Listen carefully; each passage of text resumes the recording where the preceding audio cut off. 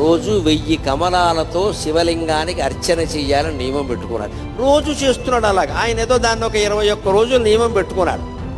20 రోజులు సాగింది. శివుడు ఊరుకుంటాడా? విష్ణువు అయినా సరే పరీక్షే. చివరి రోజు పరీక్ష పెట్టకుండా సర్టిఫికెట్ యూనివర్సిటీ వాళ్ళు కూడా ఇవ్వరు కదా, దేవుడు ఎలా ఇస్తాడండి. 21వ రోజు ఇంకా పూజ ముగుస్తుంది కదా అని విష్ణుమూర్తి సంబరంగా ఉన్నట్ట.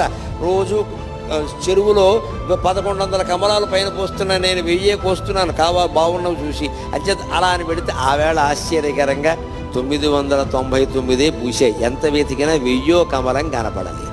ఏమిటిది?